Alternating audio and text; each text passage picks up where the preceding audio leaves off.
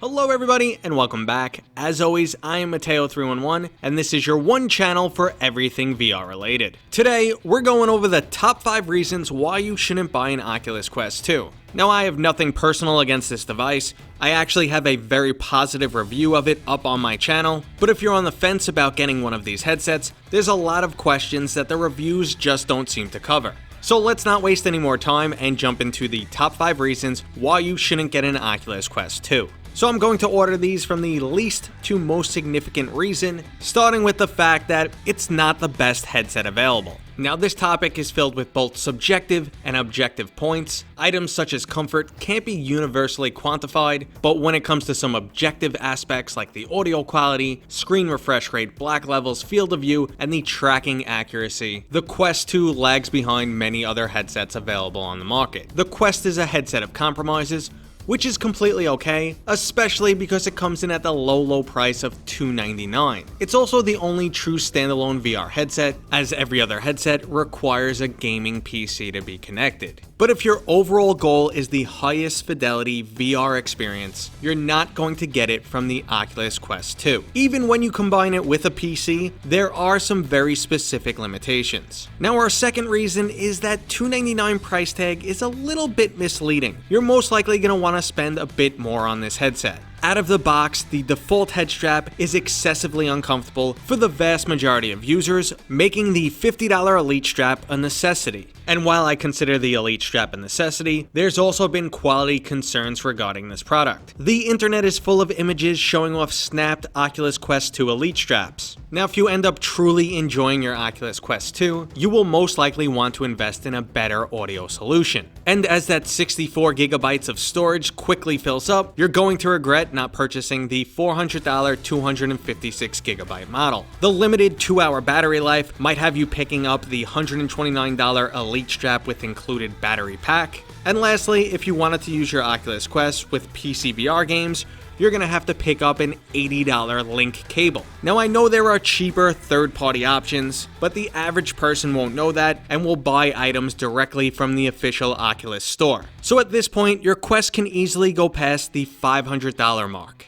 Now, the third reason not to pick up an Oculus Quest 2 is something I never hear discussed, and that's the type of games you'll be playing in VR. Now, this topic actually applies to all VR headsets in general, but it is a bit more prevalent on the Oculus Quest. The best VR games focus on visual and physical immersion and a deep overall level of presence. VR isn't the next big step for extreme gamers, it's a whole separate category. If you're looking for traditional flat screen games just in VR, well, then you're going to be disappointed. Unlike traditional games, VR is very physically active. A first-person shooter in VR is almost like a game of real-life paintball with better graphics. The majority of successful VR titles will have you breaking a sweat in a short period of time.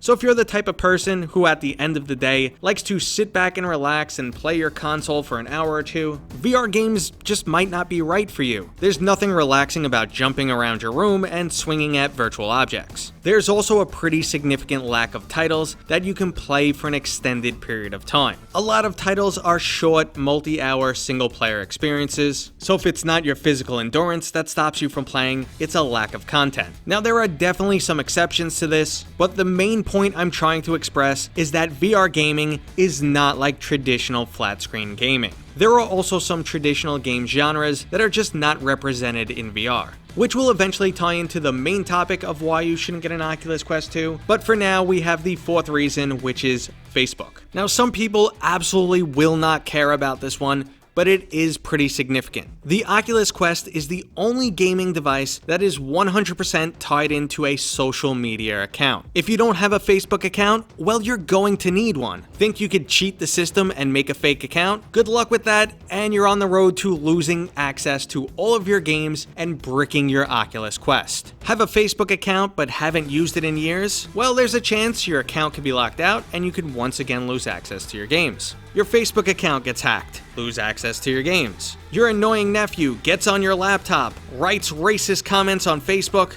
lose access to your account, and guess what happens? Lose access to your games and the Oculus Quest. There's also a second side to the Facebook coin. While Facebook is definitely trying to push VR forward, they're at the same time being extremely uninclusive. They want to monopolize this market, and they're after it solely for data collection. Now at the same time, I know the average user doesn't care. They're willing to give up some privacy for a fun experience. But just remember, this is a company that has a serious history of mishandling your personal data, and you've just delivered them a microphone and set of cameras right into your house. Facebook is also currently getting sued in both America and Germany for anti-competitive business tactics. And at the same time, while a lot of developers are happy to see their sales numbers increase, based primarily on the Oculus Quest 2, there's also a lot of horror stories about working with Facebook. Now, their contracts do have anti-disparity clauses, so it's not like you're going to hear anyone come out and say anything extremely negative about Facebook, but there are plenty of stories out there and anonymous confessions. Okay, so the number one reason not to get an Oculus Quest right now is because the VR tech is still evolving so quickly. So if you're someone who's on the fence and isn't ready to commit, just give it another year or two. Thanks to the success of the Oculus Quest 2, VR is now on the cusp of going mainstream. It's extremely affordable and delivers a solid experience. As the VR industry grows, the majority of issues that I already expressed begin to vanish. The VR hardware will just continue to get better and better over time, to the point where the specs barely even matter anymore, kind of like what we see with the console wars right now. It'll be more about features and exclusive titles. Speaking of titles, as VR grows, we'll get more and more games, and those genres that aren't represented right now will eventually get some amazing titles. We might also get to see some additional asymmetrical blending with flat screen games, giving us a lot more content variety rather than the physically active indie titles we have right now. And as the industry grows, we can expect to see some more competition, which is great for us consumers. Facebook wouldn't be our only option for standalone VR gaming. We wouldn't be required to use a social media account to play our games. And who knows, maybe even the government will step in and stop data collection from VR devices, or a potential Facebook competitor would commit to not collecting user data. So in summary, that last issue was, VR might not be good enough for you just yet, but it's gonna be better in the near future. Okay everybody, that was today's video. I hope that gave you some new information that was lacking in these Oculus Quest 2 reviews. And if you were on the fence about buying an Oculus Quest 2, I hope I pushed you in either direction. If you enjoyed the video, don't forget to give it a thumbs up. And if you're new here, please consider subscribing. Okay guys, I'll see you on next time.